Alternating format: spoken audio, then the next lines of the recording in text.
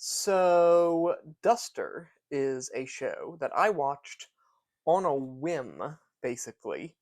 It's a show that really surprised me, honestly, because it struck me as the kind of show that I personally would not enjoy, even a little bit. And it kind of, as like a concept, pairs really well with the last review of a show the last show that I decided to review, being Sherlock and Daughter, which has nothing but like they don't bear any similarities to each other. They barely have anything to do with each other, other than then they are very modern shows disguised as period pieces, yet somehow they manage to avoid the very modern problem of sucking.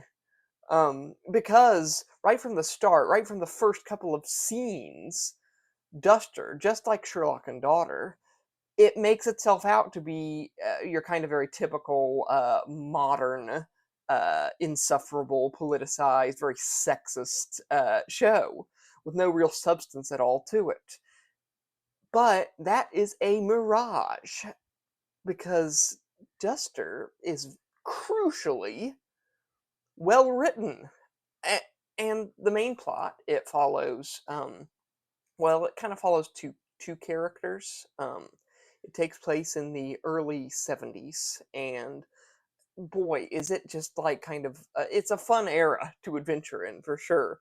It's this kind of thriller drama thing, and it's the 70s, and it's very kind of like Hollywood centric, and it follows Jim Ellis, who is played by Josh freaking Holloway, who and he's Jim is a getaway driver for a criminal enterprise. He does like deliveries and pickups and whatnot, and he gets people, criminals, where they need to go. He's got a cool car, and it's a Duster, as it happens. Um, and he's got this kind of can-do attitude. He's a tough cookie, He's Sawyer from Lost. I mean, of course he's a fun character and just a very charismatic actor, I think. And I'm surprised that he's not in more stuff. But I digress. Um, his boss, his boss is a man named Ezra Saxton, a businessman, a conniving, real tough character. And he's played by Keith David. And oh my god, Keith David is great in this show. I could go on and on about how amazing Keith David's character is because he's very imposing, right? He's, this smooth talker, and he's dangerous, and he's this kind of imperious, stately figure. And it's the 70s, right? So you've got a black man in this very high position of power and authority in this sort of criminal underworld. And he's built this empire for himself by scraping and clawing his way to the top. And he is ruthless, but he's a bit of a family man too. He looks after his own, and he kind of strikes you as this mafioso type, this kind of he richly rewards loyalty, and he harshly punishes any sort of betrayal.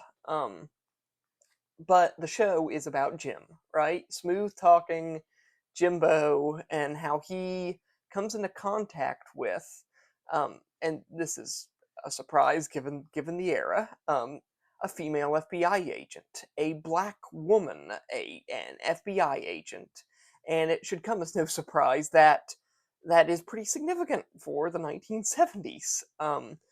But that's just it. This woman, who is the other main character, her name is Nina Hayes. She is kind of a charming character, I think. She's well rounded, and she's far from perfect. And it seems she's worked very hard to find her way to make it to the point she's at now. Far from the top necessarily. And she does face the expected prejudice. It's not quite as ham-fisted or overblown as you'd expect from a show that's being made in the year of our Lord 2025. Um, and there are people who genuinely want to kind of help her out, but some of them have their hands tied politically or socio whatever, right? They have to kind of dance around the systems a bit. And there are also people who genuinely want to sabotage her mission for seemingly for prejudiced reasons. Only it turns out that it's a lot more complicated than just racism or sexism. There's a lot more to it, and I appreciate that. They've it feels very real in that way. All these complicated systems, good and bad, working against each other and playing into each other to facilitate these great characters and this great story. Because Nina, she has her own history with Ezra Saxton, right? Keith David's character. And she's looking to bring him down. And so she comes to Jim, the getaway driver, the bag man, just the average Joe guy, and she tells him something very interesting. She tells him something to make him turn on Saxton, to make him become an informant. And it's a great premise for the show, and it works out really well, I think. There's a lot of really good twists and turns, some great action sequences, and the characters are all just played really well. And like I knew Keith David, I knew right off the bat that Keith David would be great. And Josh Holloway, right? He played Sawyer on Lost. So it's a safe bet that he'd be good. But I did want to give a shout out to Rachel Hilson, I think her name is. I looked up her name just to make sure. Rachel Hilson, who played Nina, because my God, that character needed a really good, capable actor because it's already a well-written character. But I just think that it's a character that really she made come alive. Right? She did an excellent job making you feel for her, this complicated, chronically stressed out young FBI agent who is really ambitious still and who isn't perfect, right?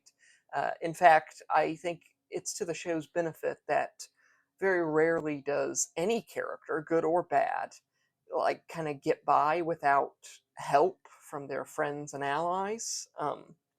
No one is superhuman in this, and nothing is easy. Um, and so that's very great, very interesting. The show is very good, of course, and the fact that it is like while still being a very serious show, it's willing to indulge in humor and in a kind of in that sort of 70s romanticism while still acknowledging all of the problems of the era, right? Because no time period is perfect. Um, and they do it really well, that right? They even bring in some real world characters and problems to liven things up. It kind of turns into a political thriller at some points, and that's really fun. I think you've got like all this whole plot to do with Richard Nixon and Howard Hughes gets involved, and we've got like kind of cameo bits for like Colonel Tom Parker and Adrian Barbeau. It's crazy and it's good. So I guess what I'm trying to say is I really liked the first season of Duster, and I really hope they give it a second season because it's a really good show. And it surprised me. So yeah. Bye.